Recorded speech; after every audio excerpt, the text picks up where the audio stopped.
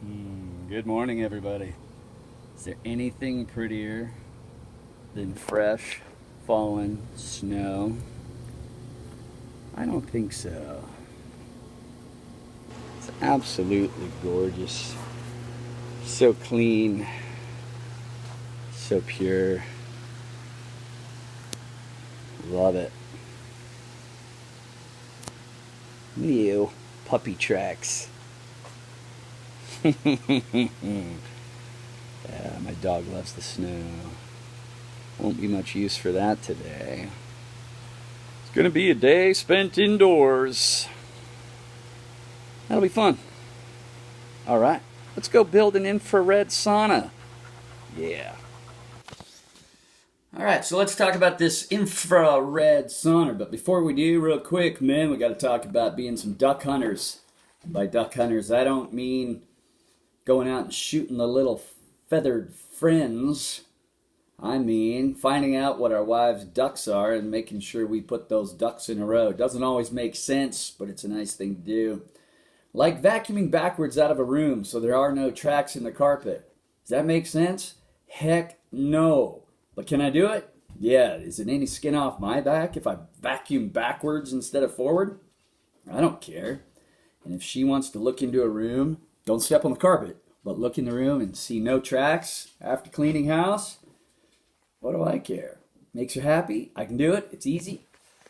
Sometimes those ducks have a tendency to encroach on our space, which really sucks. Really? Anyway, I still have plenty of room. But she insisted that we put the infrared sauna in my room. And that's okay. I can share. For some reason, it had to go in this closet. Anyway, it's a good place for it. So let's talk about what we did. First, you get one of these safety blankets from Amazon.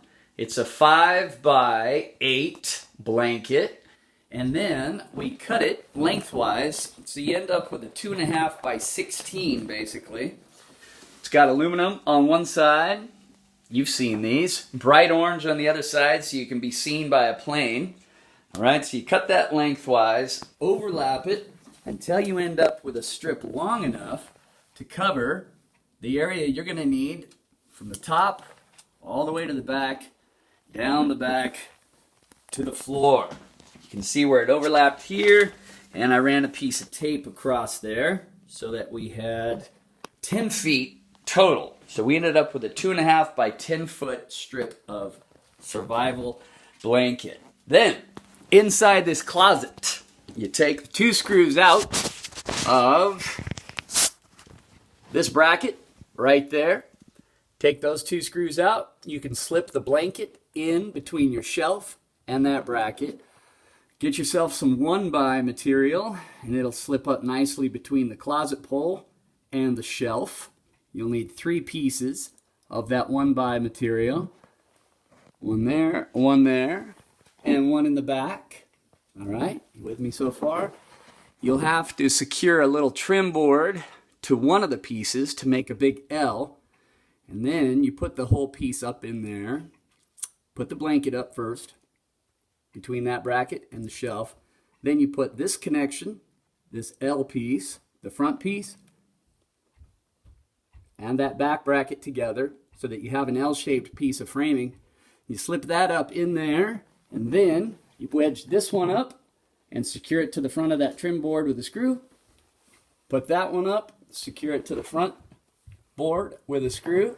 Pre-drill that old 1x wood or you'll split it when you put a screw through, and you're going to screw right through that into the bottom of your shelf, which is on top here. Very good. That's your framing. Piece of cake. You will have to cut your blanket right up in there a little bit to get it around the closet pole. But you can tape that off and seal up that hole to keep the heat inside. Run a nice piece of tape down the back to secure the blanket to the wall. All the way down to the floor, makes a nice fit. Tape both sides. You can get one of your kids to hold the other side. And then inside here, we have a old bath carpet, a shower rug carpet, a stool with a towel on it to be cozy. And then inside, we have our heat array, infrared, a clock so you know what time it is, a thermometer so you know how hot it's getting. We used the rope assembly here just to determine the right height so we could adjust it during the get used to it process. We had the rope there so we could adjust it. Once we found the right height, we left the rope on as an additional safety feature and just screwed the board to the wall. These 4 lamps are 250 watts each. They're all wired in parallel with a standard 15 amp switch, single pole switch. Right down here at the bottom, I made the connection, wrapped tape around the sides. It's perfectly safe. No issue there. It doesn't have to be in a box. The wire connections are on the bottom. Taped it up real good. Whoa, whoa, that's bright. Each one of these bulbs is about 250 watts. They're available at Amazon for about 20 bucks a piece. And the cord is a $6 extension cord. Used 2 of those. There's my dog. Best dog in the world. Switch is about $1.50. Yow. And the porcelain sockets are about $1.60 each. Just screwed them to the board, wired it up in parallel. If you're worried about the amperage, don't be. The wire stays nice and cool. 250 watts is about 1,000 watts total. If you divide that by 120 volts, you're somewhere between 8 and 9 amps overall.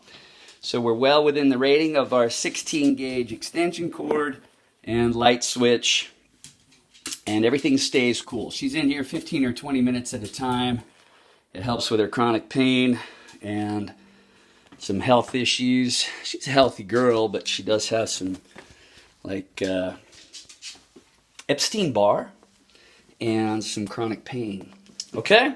Now, you can pay upwards of $500 to $5,000 for an infrared spa, and we put this together for about $120 and a Sunday afternoon. Do it yourself. It does take up part of my closet, but it's okay. Happy wife, happy life. Hey, puppy. What are you doing, Charlie? All right. So that's the infrared sauna. Infrared sauna. All right. Be a duck hunter. Find your ducks. Find your wife's ducks. Get them in a row. Make her happy. If we have to give a little bit, that's okay. We get a lot in return. All right, Old Guy Jammin' is out.